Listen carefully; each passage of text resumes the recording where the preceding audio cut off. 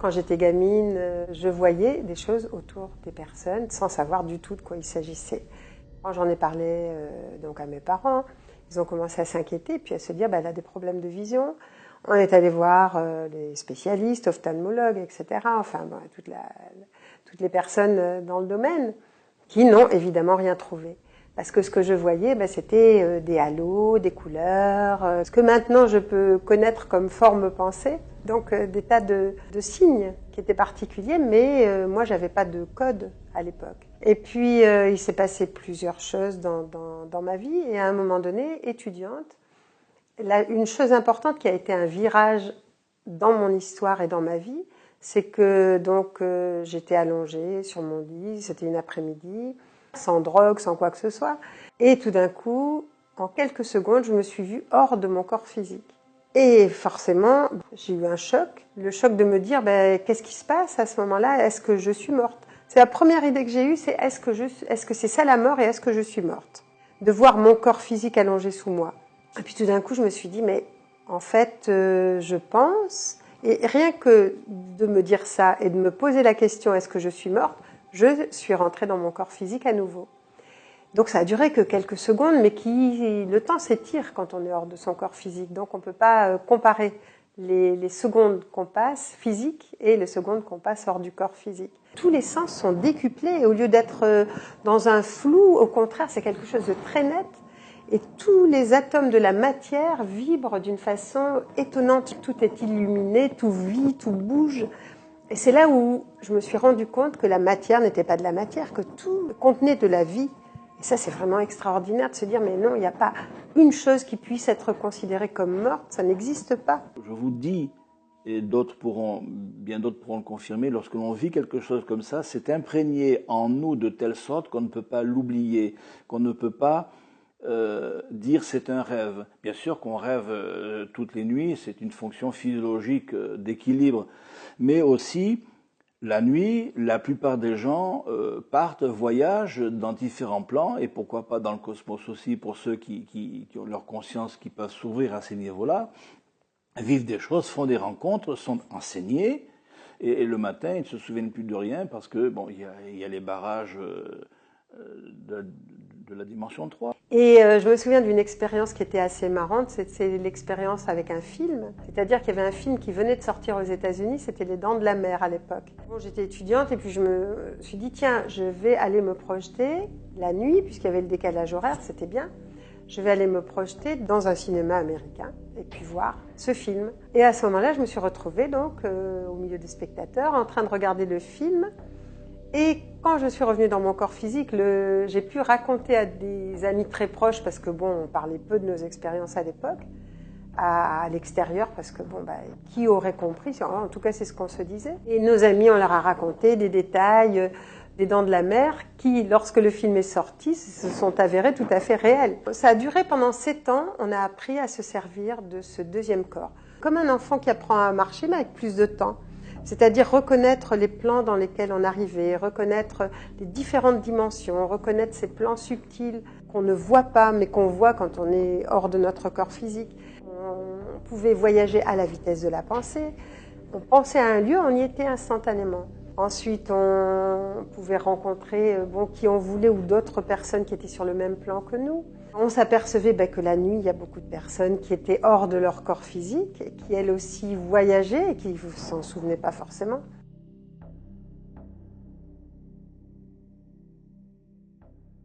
Lorsque je suis hors de mon corps physique, en général, surtout les premières fois, je vois mon corps physique en dessous de moi. Et là, je me suis dit, mais c'est incroyable en fait, parce qu'on a un cerveau, on a l'impression qu'on pense avec ce cerveau. Ben non, mon cerveau est resté dans mon corps physique.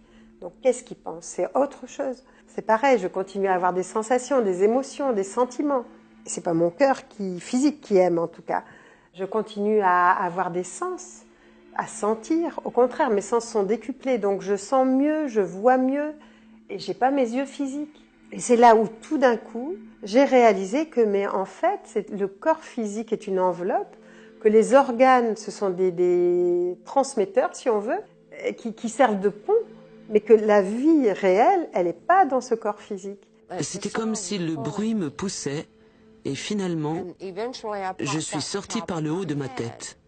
Dans cet état, j'avais une vision extrêmement claire de la situation. J'ai entendu une voix de femme.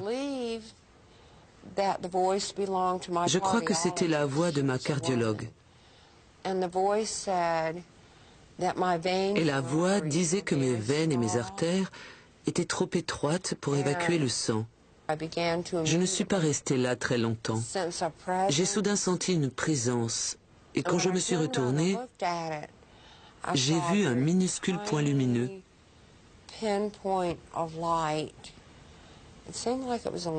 Il semblait très très éloigné. Et quand je m'en suis approchée, j'ai entendu ma grand-mère m'appeler. Je suis aussitôt allée vers elle, et plus je me rapprochais de la lumière, plus je commençais à voir des gens que je reconnaissais. Je suis arrivée à mon corps, et je l'ai regardé, et franchement, il avait l'air d'une épave. Il avait l'air de ce qu'il était, mort.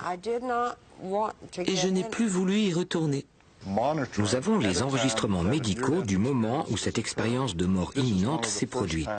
Cela nous permet de répondre à des questions telles que l'expérience de mort imminente est-elle déclenchée par une crise du lobe temporal ou par une certaine activité électrique dans le cerveau? Eh bien, la réponse est non. Parce que les ondes cérébrales étaient plates et que le tronc cérébral était inactif au moment précis où cette expérience a eu lieu. Tout semble suggérer que notre monde physique n'est que la surface d'une réalité infiniment plus profonde, comme la surface de l'océan sur laquelle nous flottons avec nos bateaux. Mais il y a un océan infiniment profond de réalité en dessous dont nous ne savons rien. Nous commençons seulement à l'explorer de plus en plus profondément. Je pense que si l'on rapproche tous les récits de personnes qui ont eu une expérience de mort imminente, on aboutit presque forcément à la conviction qu'ils sont des témoignages d'une autre réalité. On s'attendrait, en tant que médecin, à ce que le cerveau se déconnecte dans ces situations, à ce qu'il ne produise plus qu'un blackout ou des hallucinations confuses. Le fait qu'il ne le fasse pas et qu'au contraire il accomplisse des choses très complexes, allant jusqu'à des perceptions extrasensorielles, jusqu'au jugement de sa vie passée, nous montre que le cerveau veut nous dire plus que simplement « c'est l'heure de tirer le rideau ». Le cerveau et l'expérience elle-même indiquent qu'il peut y avoir une vie après la mort, et l'expérience de mort imminente nous prépare en quelque sorte à cette vie après la mort. C'est là où on peut se dire, mais en fait la mort c'est quoi? On quitte une enveloppe qui nous a servi pendant toute une vie et qu'on honore pour ce qu'elle est évidemment, dont il faut prendre soin parce que c'est ce véhicule qui nous permet de faire des expériences dans la matière, parce qu'une fois que je suis hors de mon corps physique, je traverse le mur, je traverse les personnes, donc ça veut dire aussi que je ne peux plus les contacter physiquement. Que si moi je veux leur parler, que si elles ne me voient pas, eh ben, ce contact ne peut se faire qu'à travers mon corps physique. Sauf si c'est quelqu'un qui a une vision subtile.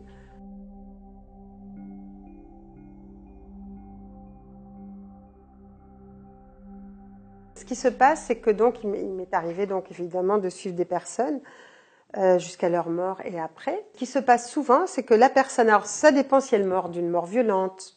Dans ce cas-là, elle s'aperçoit même pas qu'elle est morte. Quand on voit Ghost, par exemple, dans le film, c'est exactement ça. Je veux dire, il meurt parce qu'il est assassiné, il continue à courir après son assassin.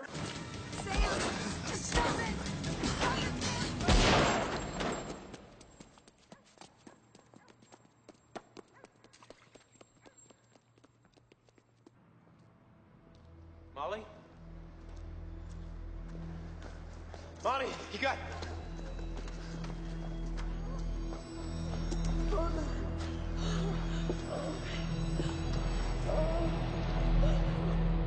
Somebody help us! Hold on, baby. Someone's gonna come. You're gonna be okay. Parce que quand c'est violent, il n'y a pas une grosse différence, on ne s'aperçoit pas qu'on est mort. Donc jusqu'à ce que tout d'un coup, il se souvienne comment il est mort. Et à ce moment-là, il peut quitter le plan physique. Mais je veux dire, là, ça serait vraiment une explication plus longue à apporter parce que les entités, il y a des entités qui restent un peu plus accrochées à la Terre, pas seulement pour guider, mais parce qu'elles n'ont pas fini de faire ce qu'elles voulaient faire, ou de donner un message, ou qu'elles n'ont pas été enterrées comme elles auraient voulu, ou parce qu'elles sont attachées à quelque chose, par exemple à une situation qu'elles aimeraient voir se dénouer, ou parce qu'elles aimeraient aider quelqu'un. Donc effectivement, à ce moment-là, elles vont rester un peu plus sur Terre. Mais quelqu'un qui meurt, par exemple, d'une longue maladie, il sait qu'il est malade, il sait qu'il va mourir. Donc dans ce cas-là, pour lui, c'est plus facile de considérer qu'il est mort. Et à ce moment-là, il peut se passer plusieurs choses. Ou la personne va sur le plan qui correspond à son âme, et à partir de là, elle peut revenir régulièrement pour aider, servir de guide aux gens qu'elle aime. Mais elle va continuer son voyage quand même. Hein. Je veux dire, elle part. Parce qu'elle n'a aucune raison, je veux dire, de rester sur place. Sauf si elle n'a pas fini ce qu'elle avait à faire et si elle veut donner un message qu'elle n'a pas pu donner. Là, effectivement, elle peut rester encore accrochée. Ou si elle a des, comment on appelle ça, des dépendances à l'argent, à la drogue, à l'alcool. J'ai déjà vu des gens alcooliques, morts, accrochés à des personnes qui buvaient pour ressentir un peu ce que ressent la personne quand elle est en train de boire. Donc il peut y avoir ça aussi. Mais c'est difficile d'en parler en quelques mots parce qu'il y a tellement de cas, tellement d'histoires différentes. Après, vous avez des histoires de fantômes, vous avez des histoires de gens qui restent parce qu'ils sont attachés à un lieu ou parce qu'ils sont en colère contre quelqu'un. Souvent, ce sont des personnes qui ont du mal à quitter la Terre, mais en même temps, c'est pas leur lieu, c'est plus leur endroit. Elles ont des choses tellement belles à découvrir que c'est effectivement vraiment dommage qu'elles restent là. Donc c'est important de leur dire, mais non, il y a des gens qui vous attendent, que vous avez aimés, et qui sont là, qui vous attendent, ne restez pas là. Ne vous inquiétez pas, quoi. Il y a autre chose que ça.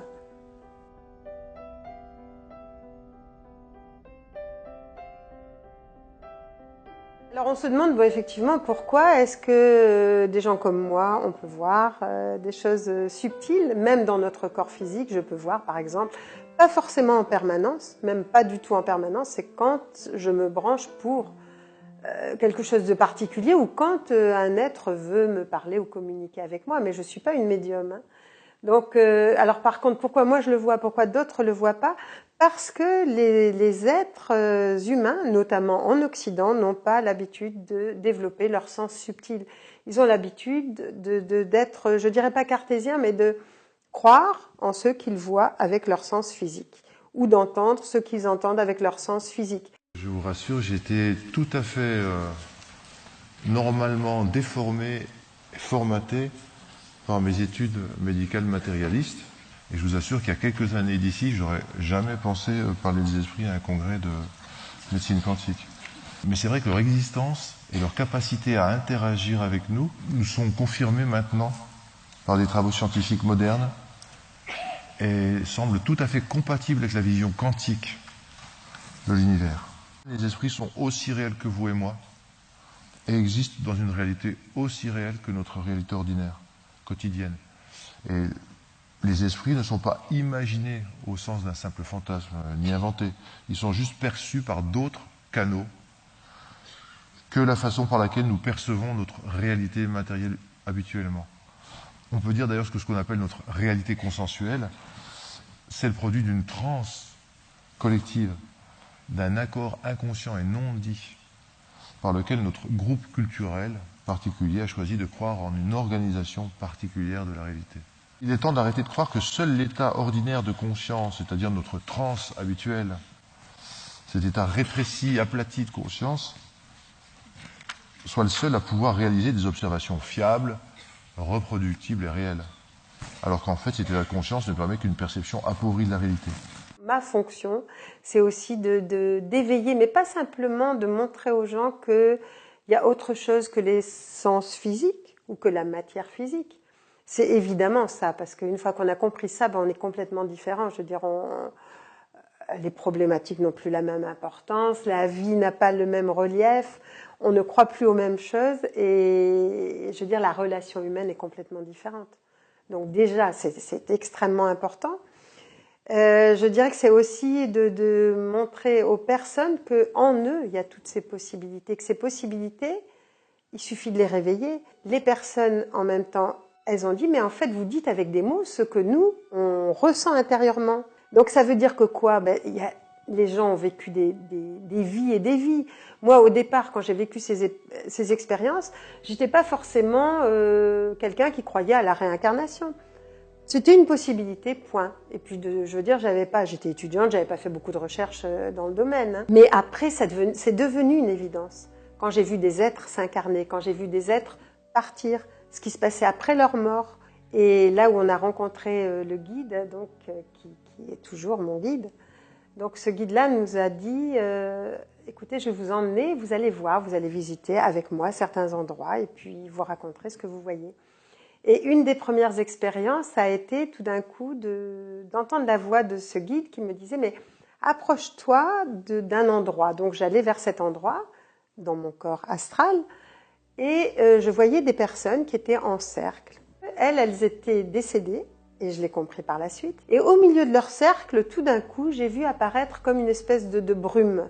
Et cette brume est devenue de plus en plus concrète, c'est devenu la silhouette, et puis le visage d'une femme âgée, souriante, mais qui avait l'air fatiguée, et qui était accueillie par tout ce groupe, comme une naissance, quoi. Ils avaient l'air contents de la trouver, et elle avait l'air contente de les voir.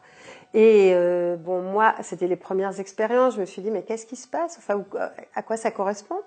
Et à ce moment-là, j'ai retrouvé mon guide qui m'a expliqué et qui m'a dit, mais cette personne vient de mourir à la Terre d'une maladie, et elle est accueillie par tous les êtres qu'elle a connus qui sont morts avant elle, et qui se présentent à elle sous la forme avec laquelle elle les a connus, avec les vêtements, le physique avec lequel elle les a connus, et qui sont venus l'accueillir comme une naissance. Et il dit, sur ces plans-là, c'est inversé. Par exemple, une naissance qui va nous réjouir sur Terre, c'est un départ de ces mondes-là. C'est une entité qui quitte des amis, qui quitte des gens qu'elle aime, et puis qui s'en va vers un peu une inconnue et quelque chose de pas toujours facile.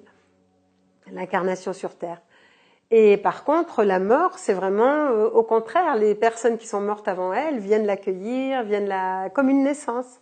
Donc c'était un beau moment, quoi. En fait, c'est là où on s'aperçoit que bon, naissance-mort, ça veut pas dire grand-chose, quoi. La vie continue toujours.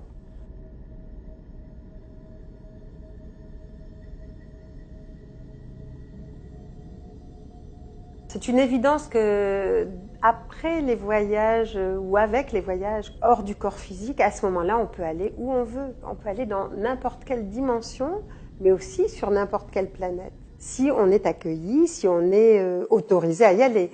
Donc c'est ce qui m'est arrivé, et notamment, bon, moi j'ai une connexion forte avec la planète Vénus, mais toutes les planètes du système solaire sont habitées, et même hors système solaire. Mais sur d'autres vibrations, c'est comme si, en fait, si vous vouliez, une personne d'un monde à 2 dimensions arrivait sur la planète Terre, avec ses instruments de 2 dimensions, et il y a des choses qu'elle ne pourrait pas capter. Concernant les Vénusiens, tu as l'occasion de me dire que, s'ils le souhaitent, ils peuvent se matérialiser selon certaines circonstances. Ont-ils, eux, des vaisseaux spatiaux qui leur permettent de voyager, ou le font-ils juste par la pensée? Non, eux ont des vaisseaux spatiaux qui leur permettent de voyager à la vitesse de la lumière, de la pensée, de ce qu'on veut, quoi, en fait.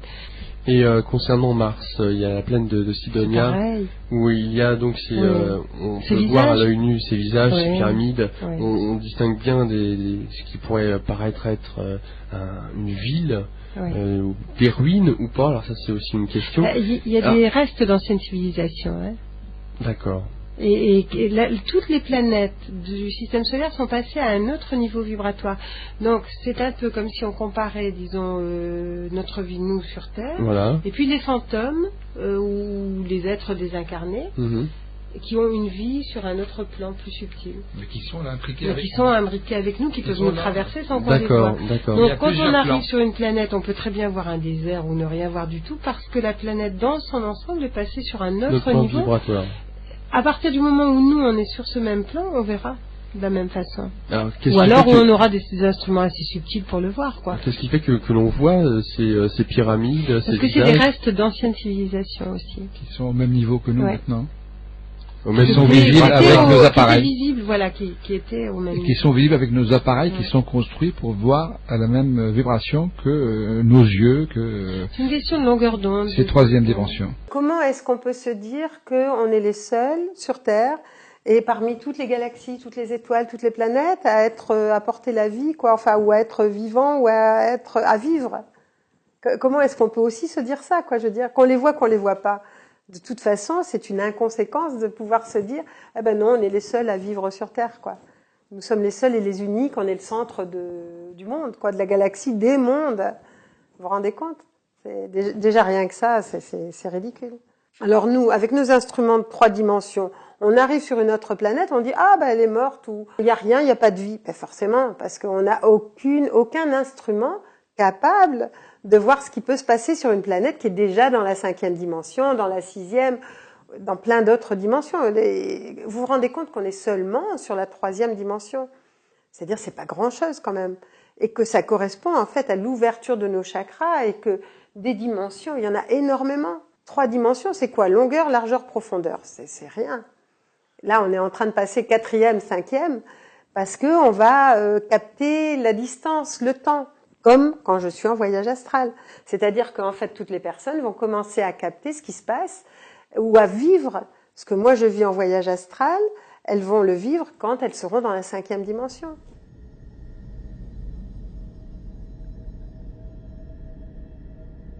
On a vu toujours les êtres de l'espace comme des espèces de monstres, des trucs métalliques ou des mangeurs d'hommes ou des conquérants. Vous pensez bien que s'il y avait une conquête à faire, ben ça fait longtemps qu'elle aurait été faite. C'est-à-dire que si les êtres de l'espace, avec leur technologie, devaient conquérir la planète Terre, ça fait longtemps que cette planète serait conquise. Ça n'empêche pas qu'il y ait des êtres qui viennent sur Terre en se disant, ben comme les humains ont fait avec les colonies, hein, en se disant, ah ben là, il y a un bon groupe de personnes qui vont pouvoir être à notre service, et puis il y a une Terre qui a l'air potable et qui est enviée par beaucoup d'êtres de l'espace, parce qu'elle a beaucoup de diversité.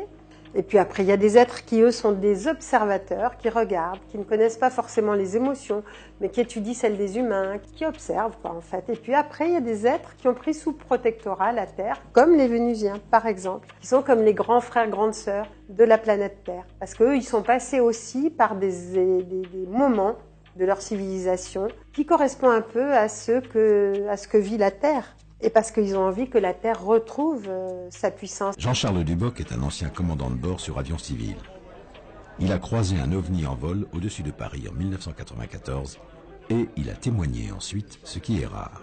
Le steward qui était dans le poste, la copilote, puis moi-même avons vu un objet absolument énorme passer devant nous et s'arrêter à 25 nautiques de notre position. Il avait une dimension de 2 à 300 mètres, comme une espèce de très grosse lentille rouge sombre avec des bords flous. Nous l'avons observé à peu près entre 1 et 2 minutes. Nous l'avons vu devenir transparent et disparaître. J'ai vu, et mon coéquipier également, quelque chose qui nous a évidemment interpellés et qui ne correspond toujours pas, moi, à l'état actuel de mes connaissances aéronautiques, quelque chose auquel je puisse donner une explication. Je dirais un objet lumineux qui se déplaçait alternativement entre le chasseur et la cible. Je voyais ça un peu comme un fuselage d'avant de ligne avec des hublots, un peu des lumières, une grande lumière intérieure. Et à chaque fois qu'on se dirigeait sur lui, ça partait, je disais, mais vitesse de l'éclair, quoi. Hein.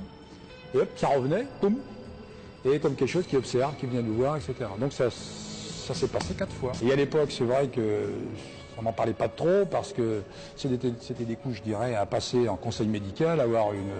Alors comme dans nos visites médicales, il y a le côté physique et le côté psychologique. Bon, l'ambiance à l'époque, c'était plutôt de garder ça sous le coude, parce qu'on aurait pu passer pour un délicieux farfelu, quoi. J'ai un tas de collègues qui me disent, attends, mais moi aussi j'en ai vu. Ben, je dis, pourquoi tu parles pas? Ben, je ne vais pas passer pour un délicieux farfelu.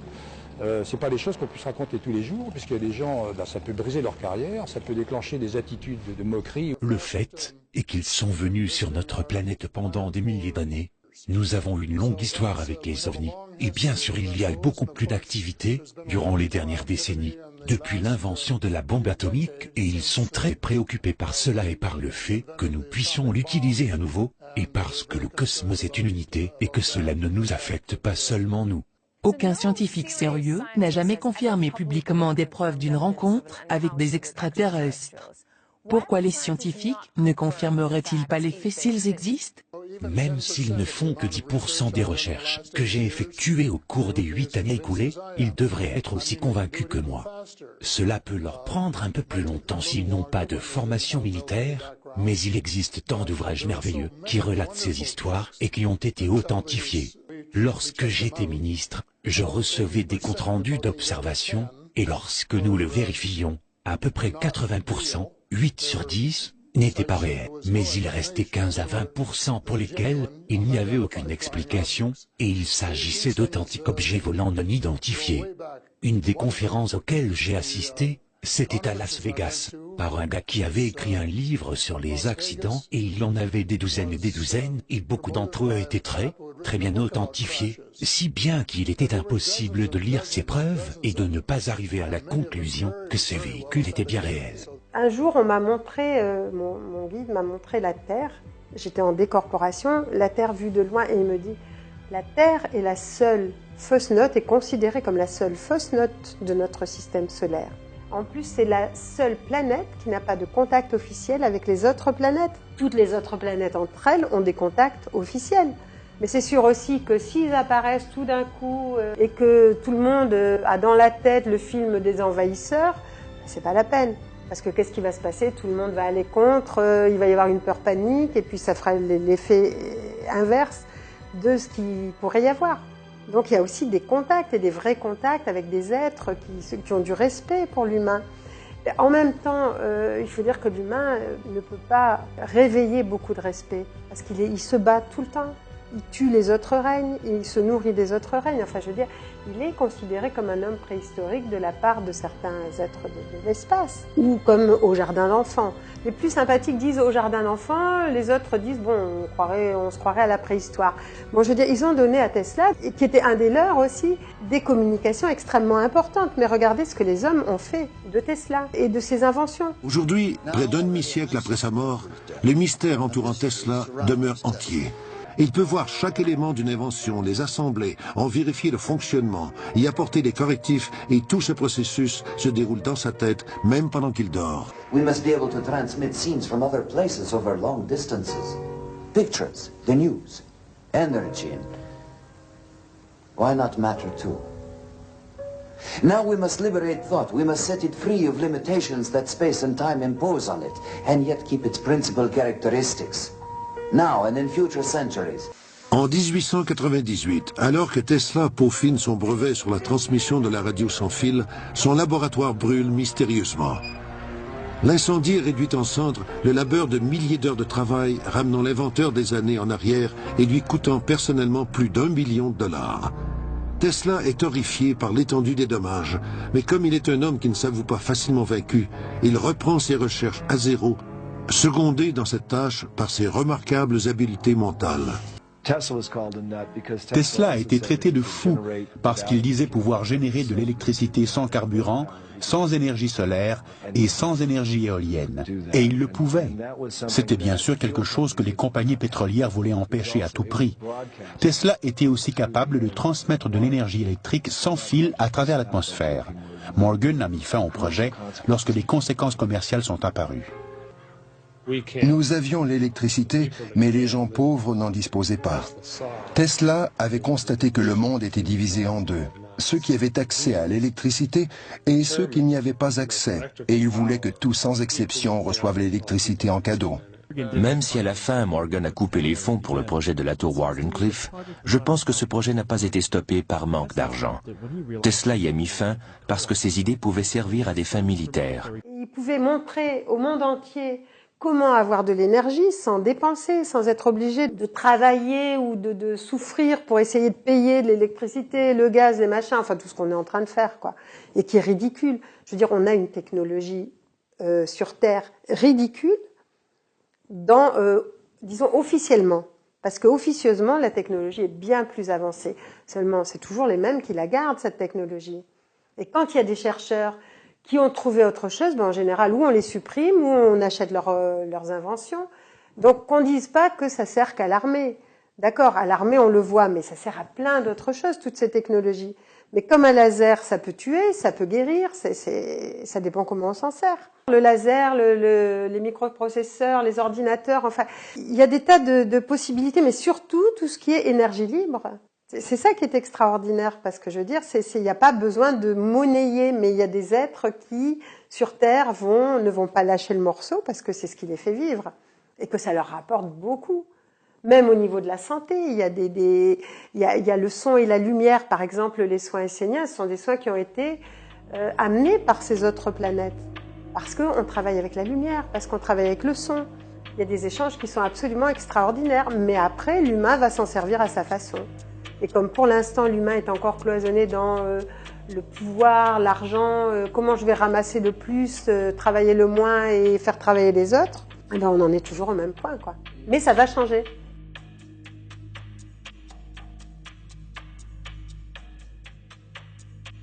Alors déjà, sur tous les grands lieux, bon, aucune des pyramides, évidemment, n'a servi de tombeau, comme on l'a... Bon, maintenant, je pense que l'histoire le dit aussi, ou l'archéologie en tout cas. Là, nous voyons encore les pyramides vues du haut, et nous allons voir que ça va beaucoup, beaucoup plus loin, puisque nous obtenons cela. Le diamètre des deux cercles réalise 1000 mètres 0,000. Et la circonférence nous donne bien évidemment le nombre pi. Ce qu'il faut concevoir, c'est que le hasard peut rentrer dans une formule, comme cela.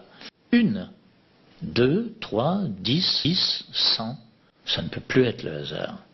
À ce moment-là, c'est une pensée profonde qui nous dépasse réellement, où il faut aller chercher autre chose, c'est-à-dire non pas une science à titre expérimental comme celle que nous exploitons couramment, mais une science d'ordre spatial. Les pyramides, ce sont vraiment des lieux de transfert d'énergie.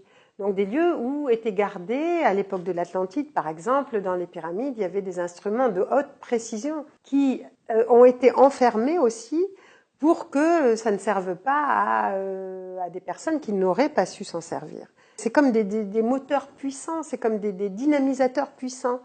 Donc tous ces monuments-là, ce sont des monuments qui servent, je veux dire, qui sont aussi des points d'acupuncture. Il y a des pyramides qui sont dans la terre aussi, qui servent de points d'acupuncture sur tous les grands axes et les grandes veines de la Terre. Il y aurait beaucoup à dire là-dessus, qui ont été mis par des êtres d'autres planètes. La Terre a toujours été en connexion avec les autres planètes. Et le grand corps de la Terre a attendu que ses habitants veuillent bien évoluer. Donc c'est pour ça qu'elle était en retard par rapport aux autres planètes. Mais maintenant, elle va reprendre sa place et les habitants vont suivre ou pas.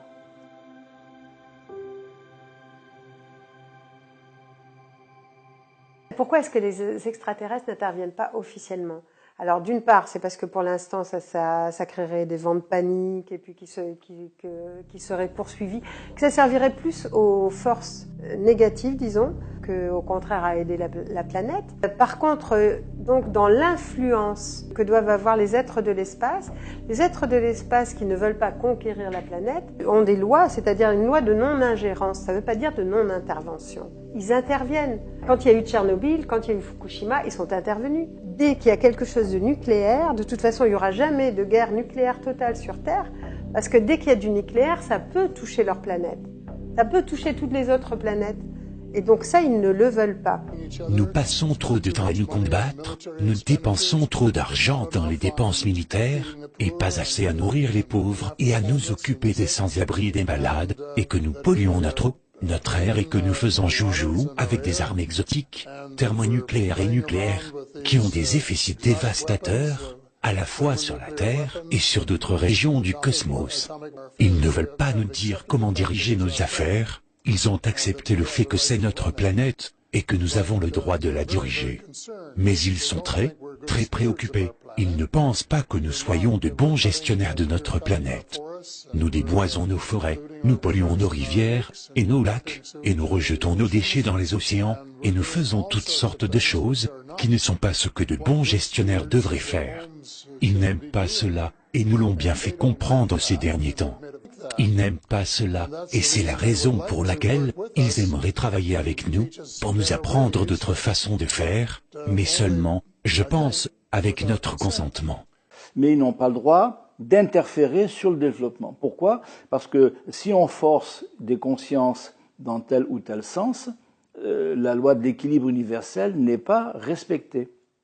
Donc, ils aident, ils sont là comme des grands guides, comme des grands frères, c'est pour ça on les appelle aussi les frères de l'espace, parce qu'ils sont là pour nous guider, pour nous aider, mais ils ne doivent pas interférer avec le développement de la planète. Par contre, lorsqu'il y a un grave danger, eh bien, ils interviennent pour minimiser. Je ne dis pas supprimer, ils n'ont pas le droit, mais minimiser. C'est-à-dire que lorsque l'homme crée quelque chose qui est trop dangereux, ils vont atténuer dans une certaine proportion la dangerosité. Elles interviennent, mais elles n'interviendront pas de force. Par contre, les planètes qui, elles, veulent conquérir la planète Terre, ou qui ont une vue, disons, de conquérance sur la planète Terre, elles ne se gênent pas pour pouvoir utiliser la force. C'est tout. Il y a des lois de non-ingérence. Non-ingérence, ça veut dire on laisse les habitants faire ce qu'ils ont à faire. On n'intervient que quand ça risque de toucher nos planètes. Si toutes les personnes, enfin, ou si une partie des personnes de la Terre ont à un moment donné ouvert la porte, à ce moment-là, ils peuvent intervenir.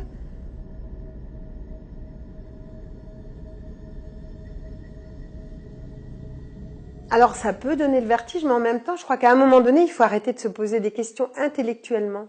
C'est-à-dire, il faut expanser, c'est-à-dire se dire tout est possible, toutes les dimensions sont possibles, qu'est-ce qu'on va y découvrir? Je pense que, enfin, ce que me disent toujours les êtres, et c'est ce que je répète souvent, donc vous avez dû déjà l'entendre des tas de fois, mais c'est qu'il y a autant de différences entre la préhistoire et maintenant qu'entre maintenant et ce qui va se passer dans quelque temps. Donc, cette ouverture qui est en train de se faire, cette nouvelle planète qui est en train de se créer, cette nouvelle Terre. Donc, on ne peut même pas l'imaginer et ça n'a pas d'importance. On imagine pour l'instant, on fait avec ce qu'on a, on reconstruit, enfin, on construit une nouvelle Terre avec d'autres paramètres, mais sont déversés sur Terre toujours et continuellement depuis 2012 en plus grande quantité, des énergies qui permettent de changer, de modifier notre ADN. Il y a des entités aussi, des enfants, des tout petits, qui arrivent avec un ADN déjà modifié. Ce qui veut dire que cette compréhension qu'on n'a pas encore, on est en train de l'acquérir.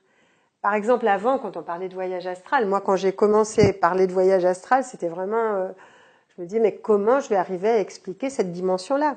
Maintenant, ce mot-là, ça ne veut pas dire que les gens le comprennent bien, mais ce mot-là, on en parle. Bon, l'après-vie, le voyage astral, etc. Des mots dont on ne parlait que dans des sociétés ésotériques il y a 15 ans, par exemple. Donc ça change. Et là, on est en train de changer et notre ADN se modifie, ce qui fait que la compréhension aussi se modifie. Et que ce qui nous paraissait impensable ou inimaginable 1 an, 2 ans avant, va devenir quelque chose d'évident après. La Terre, la planète entière est en train d'aller vers une autre dimension, donc vers la 5e dimension, en passant par la 4e, bien entendu. Mais ça veut dire quoi? Ça veut dire que les gens commencent maintenant... Il n'y a jamais eu autant de communication avec le peuple animal, il n'y a jamais eu autant de communication tout court. Les channels avant, quand une personne entendait des voix, elle était en hôpital psychiatrique. Maintenant, ben non... C'est extraordinaire, je veux dire, il y en a plein partout, tout le monde entend quelque chose. Alors, ce que je dis toujours, c'est je ne parle pas de la qualité de ce que la personne entend, parce que ça dépend de son niveau, ça dépend de ce qu'elle capte. Mais en tout cas, les gens captent beaucoup plus. Les gens développent des sens subtils au niveau des soins, au niveau du toucher. Sur leurs appareils photo, ils commencent à voir des orbes, ils commencent à voir des entités. Là, sur notre site, par exemple, on a une newsletter où on met les photos insolites. Il y a des photos qui sont incroyables, je veux dire, où on voit des entités de lumière, où on voit des visages, des formes. Disons, la barrière entre les mondes invisibles et le monde physique est en train petit à petit de s'amenuiser. Et on a de plus en plus de contacts avec les invisibles. Il y a à nouveau des contacts avec les êtres de la nature, les gnomes, les lutins, les fées qui avant étaient relégués au rang des contes de fées. Maintenant, à nouveau, il y a des contacts. Donc c'est extraordinaire. Donc on ne peut pas dire qu'on ne voit pas, on recommence à nouveau à ouvrir les sens subtils. On est en train de découvrir, même en physique quantique, d'autres lois qui font qu'on n'a plus les mêmes règles. Alors les personnes qui continuent à penser comme dans l'ancien temps, enfin pas dans l'ancien temps, dans notre ère industrielle, disons, qui a créé, enfin qui a certainement été intéressante, mais qui a créé beaucoup de dégâts sur les plans subtils et de problématiques subtiles. Disons que les personnes sont en train de s'apercevoir qu'effectivement, il y a d'autres choses qui existent. D'ailleurs, quand on parle des rayons X, quand on parle de l'air, quand on parle de tas de matières au niveau physique qu'on ne voit pas, on croit bien que ça existe. Donc, il n'y a pas de raison que le reste n'existe pas non plus. Et quand nous, on montre à nos étudiants les particules de prana qui permettent la respiration subtile, qui nourrissent le corps complètement et tous les corps subtils en même temps, ben, ils se disent « Ah mais oui, c'est des choses qu'on voyait, mais on ne savait pas ce que c'était » ou qu'on ne voyait pas simplement parce qu'on n'y faisait pas attention. Et maintenant qu'on y fait attention, on les voit tout le temps. On les voit quand on veut. Et il y a ça aussi, c'est-à-dire que quand on ne croit pas à quelque chose, quand on n'en a jamais entendu parler, quand on n'imagine même pas que ça existe, ou quand on ne laisse pas la possibilité que ça existe, eh bien, ça n'existe pas pour la personne. À partir du moment où on va commencer à croire en quelque chose, ou à penser, ou à supposer, au moins à laisser la porte ouverte, en se disant « ça peut exister », à ce moment-là, les communications arrivent. Et ça commence à exister pour la personne.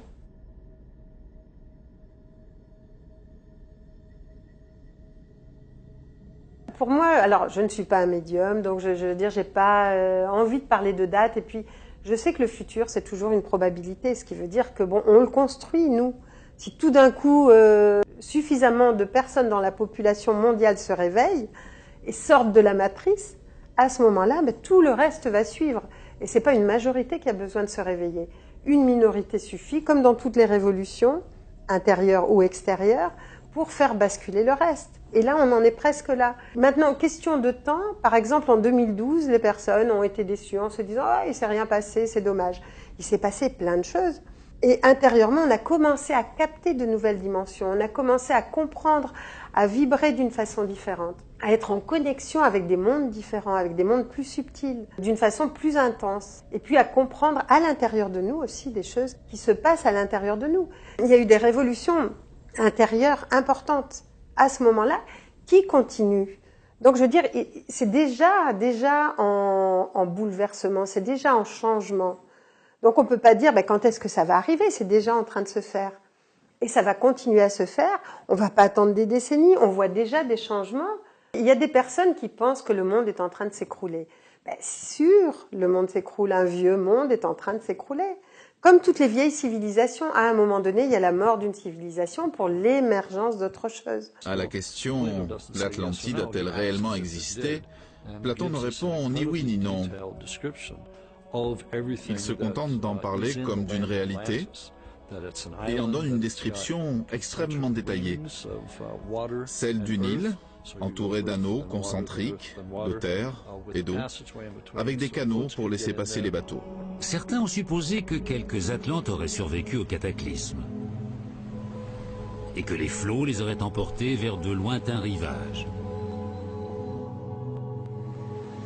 Ils auraient ainsi eu l'occasion de léguer leur fabuleux savoir à des civilisations naissantes. Pour les tenants de cette thèse, les prodigieux monuments de l'ancienne Égypte constituent une preuve irréfutable. Comment, se demande-t-il, une civilisation encore balbutiante aurait-elle pu tout à coup commencer à construire de telles merveilles? Comment les Égyptiens auraient-ils pu maîtriser des calculs mathématiques complexes ou tailler des angles aussi parfaits avec des outils de bronze? Leur réponse est simple, parce qu'on les a aidés. Donc si on est attaché à de vieilles structures, à un vieux fonctionnement, à des façons de penser, à des croyances anciennes, à ce moment-là, le monde s'écroule. On a l'impression qu'on est en train de mourir. Et il y a d'ailleurs des personnes qui meurent parce qu'elles ne supportent pas tous ces changements. C'est trop difficile. Mais pendant ce temps, il y en a qui s'aperçoivent que pourquoi il y a des choses qui meurent, c'est parce qu'il y en a d'autres qui sont en train de naître. C'est tout le temps, la vie, c'est toujours ça. C'est pas la mort du monde, c'est la mort d'un monde et la naissance d'un autre monde. C'est pas facile. Bon, toute transition est difficile. C'est toujours un peu inconfortable. Donc on rampe, et puis au bout il y a la lumière. C'est ça qui est intéressant. C'est ça qui est important.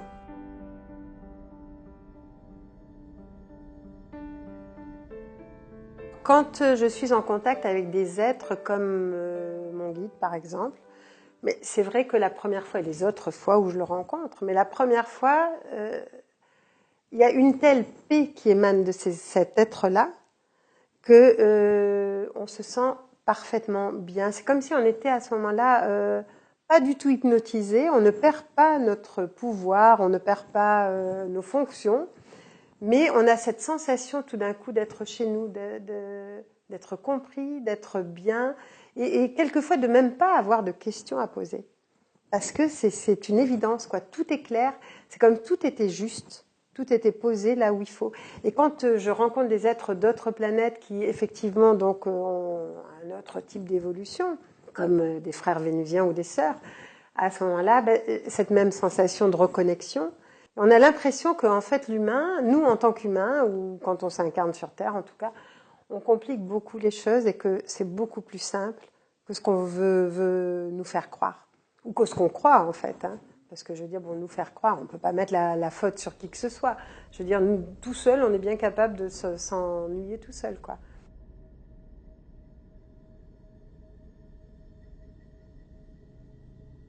Je m'étais aperçue à un moment donné que mes pensées et mon état d'être changeaient complètement mes vibrations et donc me permettaient d'accéder à un monde ou à un autre. Parce qu'en fait, le monde que nous voyons, correspond complètement à ce que nous sommes, nous, à l'intérieur. Et si on est deux personnes côte à côte, on pourra décrire le monde et on ne verra pas la même chose. Parce qu'on n'a pas les mêmes croyances, parce qu'on n'a pas les mêmes pensées, parce qu'on ne vit pas de la même façon. Donc on vit dans des mondes différents. Il y a que l'énergie cœur qui peut nous permettre de nous comprendre. Mais en dehors de ça, il y a incommunicabilité quelque part, parce qu'on est tous dans notre monde. Et ce monde, souvent, n'est pas objectif. Il correspond à ce que nous sommes. Et donc, ce que j'ai vécu sur les plans subtils, évidemment, se retrouve sur le plan physique. C'est-à-dire que moi, je me suis dit, mais à un moment donné, mais c'est terrible. Alors je me suis dit, mais dans le plan physique, les gens ne voient pas quand ils émettent des pensées, mais ces pensées, elles prennent corps autour d'eux. Et c'est ce que les Esséniens, il y a 2000 ans, appelaient entité maladie et forme pensée. Parce que pour eux, c'était quelque chose d'extrêmement important, c'est-à-dire, ils disaient, la maladie ne vient pas de l'extérieur, elle vient d'abord des portes que nous ouvrons en nous et qui permettent à ce qu'on appelle les entités, ou à ce qu'eux appelaient les entités maladies, et qu'on appelle aujourd'hui dans nos cours les entités maladies, de venir se greffer justement sur les pensées qu'on émet. Moi, je crois en le fait qu'on attire à nous ce qui émane de nous. Si je vibre la disharmonie, il y a plus de chances que j'attire des choses disharmonieuses dans ma vie. Et ces choses seront quelque part le reflet de ce que je suis moi-même, effectivement. Ça, je crois qu'on peut le dire. Et je crois qu'on peut surtout l'expérimenter, parce qu'à un moment donné, il y a les croyances et puis il y a ce qu'on vit. Et dans ma pratique, une fois qu'on commence vraiment à observer les choses, on voit que si on n'a pas réglé quelque chose, on risque de l'attirer, comme des situations récurrentes qui reviennent, toujours le même type de confrontation avec les gens, de choses qui nous sont dites. Hein. Et par contre, une fois qu'on a lâché prise, qu'on a guéri la cause qui finalement se manifestait en tant que conséquence à l'extérieur, elle ne se manifeste plus. Parce que le monde des causes est toujours en nous. Le monde extérieur est le monde des conséquences. Si je guéris la cause, la conséquence ne se manifeste plus, effectivement. Et le problème, c'est que la personne, quand elle a peur, elle va vibrer la peur. Et elle va tirer des circonstances qui lui donneront raison d'avoir eu peur. Elle va dire « Ah ben, j'avais raison d'avoir peur puisque ça s'est manifesté » sans savoir que c'est elle qui a produit la chose, qui l'a attirée. Alors qu'effectivement, si on a peur, il faut aller voir pourquoi on a peur. On a souffert du manque quand on était plus jeune. Peut-être qu'on a hérité de mémoire aussi au niveau du manque. Nos ancêtres ont manqué et puis on a hérité de cela. Mais ce n'est pas parce qu'on l'a hérité ou qu'on a vécu ça dans l'enfance qu'on doit vivre avec toute sa vie et qu'on doit attendre que ça se compense à l'extérieur pour ne plus être dans cette sensation de manque. Souvent, les gens, justement, attendent que ça change à l'extérieur pour être dans le bonheur, dans la joie. Et du coup, ils conditionnent leur état d'être aux circonstances extérieures. Et ils perdent leur pouvoir. Ils donnent leur pouvoir au monde extérieur aux autres. Dans la méditation, dans la voie spirituelle en général, on va se réapproprier notre pouvoir par la prise de notre responsabilité pleine et entière dans ce qu'on crée. Et on ne s'imagine pas, quand on est dans le plan physique, parce qu'on ne les voit pas, qu'à chaque fois qu'on émet une pensée, on crée un monde. Et je me souviens qu'il y a 2000 ans, dans les enseignements qui nous étaient donnés il y a 2000 ans, il y a des enseignants qui nous disaient « Mais quand vous prononcez une parole, vous créez un monde. Quand vous prononcez une parole, vous créez un univers. » Et sur ces univers, il y a des entités qui, elles, vont avoir une forme de vie comme vous avez une vie sur Terre. Et qui vont vivre dans des univers ou chaotiques ou au contraire harmonieux, selon ce que vous avez émis. Donc nous sommes des créateurs. Si le fait de regarder et de s'attendre à trouver quelque chose, si c'est cela même qui crée la chose recherchée, qu'est-ce que tout cela signifie lorsque l'on sait que vous êtes conditionné à regarder votre corps pour y chercher tous les jours ou toutes les semaines quelque chose qui ne va pas,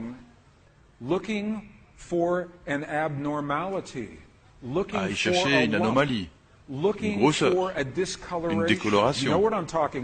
Vous voyez ce que je veux dire? Je ne suis pas en train de vous dire qu'il ne faut pas regarder. Ce que je veux dire, c'est que c'est votre état de conscience qui est important quand vous regardez. Les nouvelles découvertes suggèrent que le pouvoir de changer notre corps et notre monde est étroitement lié à ce que nous appelons croyance. Ce que nous croyons être vrai. Notre vie est étroitement liée à nos croyances sur le monde, nos croyances sur nous-mêmes, le monde, les autres, sur nos limitations et nos capacités. Neville, auteur du début du XXe siècle, a écrit un livre intitulé « Le pouvoir de la conscience ». Ce que dit Neville est que le pouvoir de nos croyances est un pouvoir infini contre lequel aucune force terrestre ne peut prévaloir. Et c'est extrêmement important de reprendre notre pouvoir. Et je pense que l'ère qui vient, une des choses extrêmement importantes, et c'est pour ça que nous consacrons beaucoup de temps aux pensées, aux formes pensées, ça va être la gestion, c'est-à-dire reprendre le pouvoir sur nos pensées, ne plus laisser inconsidérément nos pensées partir dans tous les sens, ne pas créer n'importe quoi comme pensée, mais au contraire apprendre, comme sur d'autres planètes, la gestion de nos pensées, c'est-à-dire redevenir maître en fait de nos pensées et de nos émotions. Et à ce moment-là, on va créer des mondes qui ne seront pas chaotiques. D'ailleurs, pour rentrer dans une 5e dimension, sur le plan astral par exemple, ne serait-ce que quand je suis en voyage astral, si je peux créer extrêmement vite, c'est-à-dire ce à quoi je vais penser va se créer. Et par exemple, si j'ai tout d'un coup peur d'une guerre ou de n'importe quoi, je vais créer la guerre.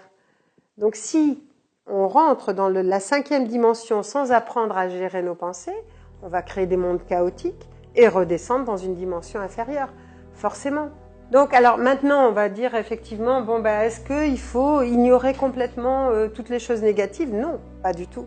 Au contraire, quelqu'un d'informé est quelqu'un qui va être de plus en plus libre. Donc, il faut absolument être informé, il faut agir, non pas réagir, mais agir. Mais on ne peut pas agir contre. Par exemple, quand on dit « je vais agir contre la faim dans le monde », à ce moment-là, on nourrit la faim dans le monde.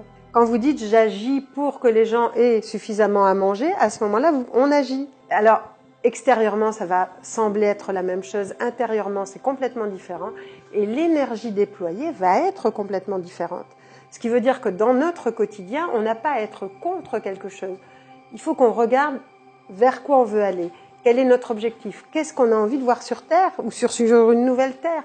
C'est pas le fait d'ignorer un enfant qui meurt de faim. Si on est là et si on a de l'argent à donner, ok, on le donne, ou de l'amour, ou de ce qu'on veut.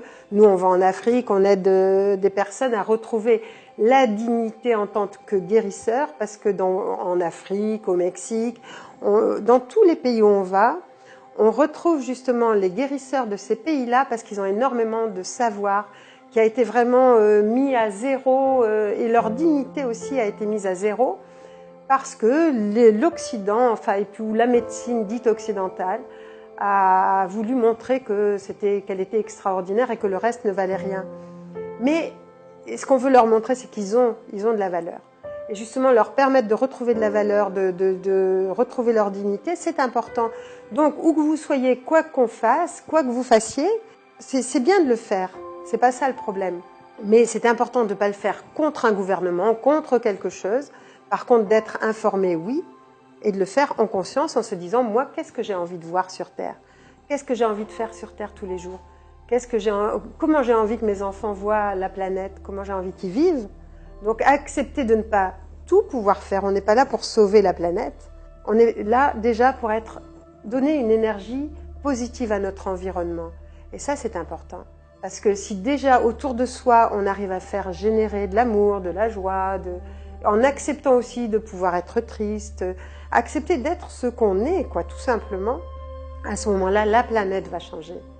Mais on ne va pas être le sauveur de la planète. Ce sont des titres qui n'ont plus lieu d'être.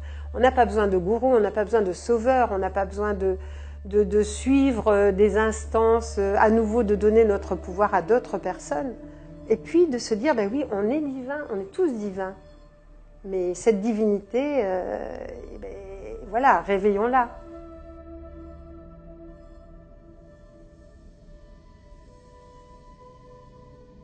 Alors c'est vrai qu'il y a beaucoup de personnes qui aimeraient faire un voyage astral. Et ce que je dis souvent, c'est que tout le monde veut faire un voyage astral, personne ne veut mourir. C'est bizarre parce que c'est la même chose en fait. Hein. Et en plus, faire un voyage astral, ça veut dire quoi? Échapper au quotidien. On ne peut pas faire le voyage astral pour fuir, sinon il y a des dangers de toute façon. C'est de mal rentrer dans son corps physique. Mal rentrer dans son corps physique, ça peut aller de simple mal de tête jusqu'à la schizophrénie quand même. Donc c'est pas quelque chose qu'on fait comme ça inconsidérément, mais à un moment donné, l'âme peut être appelée à le vivre. D'ailleurs, il y a des personnes qui le vivent parce qu'elles ont eu un accident, parce qu'elles ont eu une mort clinique, ou pour diverses raisons, et qui ont ramené de cet événement, même si elles ne l'ont vécu qu'une fois, une assurance que que la mort n'existe pas déjà. Mais en même temps, on peut pas. Effectivement, c'est important d'avoir de bonnes racines. C'est comme un arbre. Plus vous voulez monter haut, plus il faut avoir de bonnes racines. Sinon, la moindre tempête, le moindre vent, et hop, on est déraciné, on est déstabilisé, on est mal, et à ce moment-là, ça ne sert à rien. Il ne faut pas s'arrêter à la capacité ou aux moyens en faisant un but. Et il y a des personnes qui vont vouloir faire un but du voyage astral, alors que pendant ce temps, leur vie passe et que c'est ça l'objectif. L'objectif, c'est le chemin. Parce qu'il y a des personnes qui, par exemple, vont passer des années et des années à essayer de sortir de leur corps physique. Mais c'est quoi? C'est un moyen, comme un autre. Je veux dire, comme peut-être la médiumnité, comme on a de multiples moyens pour accéder à d'autres densités. Il y a des personnes qui, en méditation, vont avoir des expansions de conscience. Ça sera différent. Mais je veux dire, on n'est pas un grand être parce qu'on fait un voyage astral.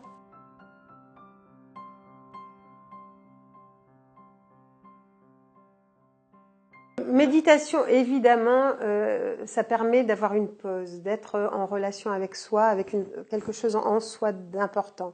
Moi, je conseille toujours effectivement prendre ce temps de pause quotidiennement.